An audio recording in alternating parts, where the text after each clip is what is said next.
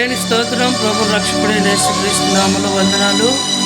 మత్తయి సువార్త 5:2 ఆయన నోరు తెరిచి ఇట్లా అని చెప్పసాగాను, ఆత్మ విషయమై దీనులైన వారు ధన్యులు. ఆయన నోరు ఎందుకు తెరిచాడంటే ప్రభు కోసము, తండ్రి యొక్క మాటలు, తండ్రి యొక్క ఉద్దేశము, తండ్రి యొక్క ఆలోచన, తండ్రి యొక్క చిత్తము, తండ్రి యొక్క ప్రణాళిక నెరవేర్చడానికి ఆయన నోరు తెరిచి ఇటు చెప్పినట్టు మనం చూస్తున్నాం. ఆత్మ విషయమై దీనులైన వారు ధన్యులు.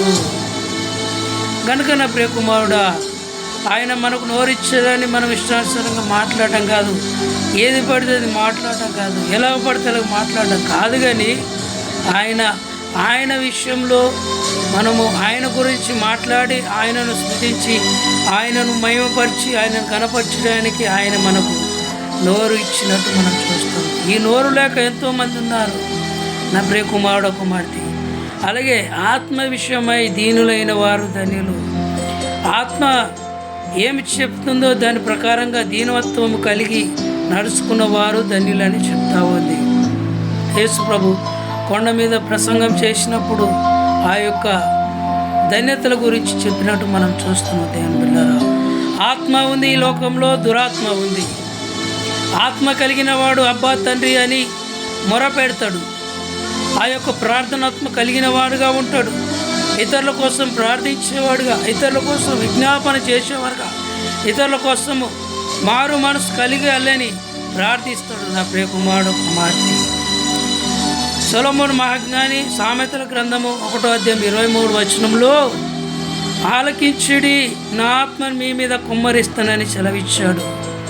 అంటే ఇప్పుడు మానవునికి కొదువైపోయింది ఏంటంటే దేవుని యొక్క ఆత్మ కొదువైపోయింది. దురాత్మ మానవుల్లో ఏలబాడి చేస్తూ ఉంది.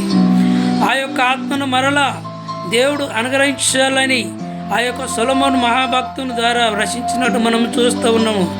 ఆలకిస్తున్న ఈ దినాల్లో అంటే ప్రభు గురించి ఆలకించట్లేదు, దేవుని యొక్క మాటలు ఆలకించట్లేదు, దేవుని యొక్క మాటలు త్రోసివేసేవారుగా, దేవుని యొక్క మాటలు దూరపరిచేవారుగా, దూరము జీవించేవారుగా ఉంటా ఉన్నారు నా ప్రియ కుమారుడు కుమార్తె.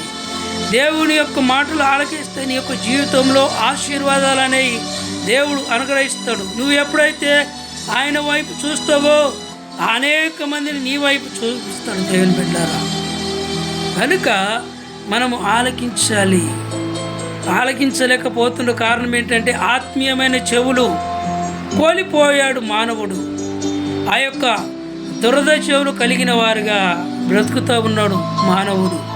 కానీ ఆత్మ కలిగిన ఆ యొక్క చెవులు కలిగి ఉంటే నువ్వు దేని యొక్క మాటలు వింటావు. ఆయనను ఆరాధించేవారు ఆత్మతోనూ సత్యంతోనూ ఆరాధించాలని ఆయన ఆత్మ కనుక ఆయన ఆరాధించేవారుగా ఉండాలి. దేవుడారా, ఆయన ఆత్మ కలిగిన వాడు కనుక మానవుడు ఆత్మ మరల పొందుకోవాలని ఆయన ఆలకించుడి, మీ మీద నా ఆత్మను కుమ్మరించదను సమృద్ధిగా తన యొక్క ఆత్మనంట కుమ్మరిస్తాడంట. మనం ఎప్పుడైతే అడుగుతామో, మానవుడు దేవుని యొక్క ఆత్మను పోగొట్టుకున్న తర్వాత అపవిత్రమైన జీవితాన్ని జీవిస్తూ, అపవిత్రంగా నడుస్తూ, అపవిత్రమైన అలవాట్లకు పడి తనకు నచ్చినట్టుగా జీవిస్తూ, తనకు నచ్చినట్టుగా బ్రతుకుతూ, తనకు నచ్చిన మార్గంలో వెళ్తూ ఉన్నాడు. కానీ మానవునికి యేసుక్రీస్తు ప్రభుల వారు ఆయన మార్గదర్శిగా అయినట్టు మనం చూస్తూ ఉన్నాము. అందుకే యోహాను సువార్త 14:6 నేనే మార్గము అని చెప్తూ ఉన్నాడు. ఆయన మనకు ఒక మార్గం అయినాడు. మనం ఒక పాడు మార్గంలో నడిచినప్పుడు ఆయన పాడు మార్గాన్ని తీసివేసి ఆయన మనకు ఒక మంచి మార్గాన్ని ఏర్పాటు చేశాడు. దేవుని బిడ్డలారా, కనుక ఇది మతము కాదండి, ఇది ఒక మంచి మార్గము. పాడైపోతున్న వారు, చెడిపోతున్న వారు ఈ మార్గంలోకి వస్తే వారు బాగుపడతారు నా ప్రియ కుమార్తె. కనుక ఆయన సత్యవంతుడు. ఈ లోకంలో సత్యం అనేది లేదు. యేసుక్రీస్తు ప్రభుల వారే సత్యమైన వాడు. నేనే మార్గము సత్యము అని చెప్పాడు నా ప్రియ కుమారుడా. ఈ లోకంలో అసత్యం అనేది మానవురాలపై ఏలుబడి చేస్తుంది. కానీ అది పోవాలంటే యేసుక్రీస్తును అంగీకరించాలి. ఆయన రక్తం చేత కడగబడితేనే ఆ యొక్క సత్యము, ఆ యొక్క మంచి మార్గం అనేది దేవుడు ప్రసాదింపజేస్తాడు.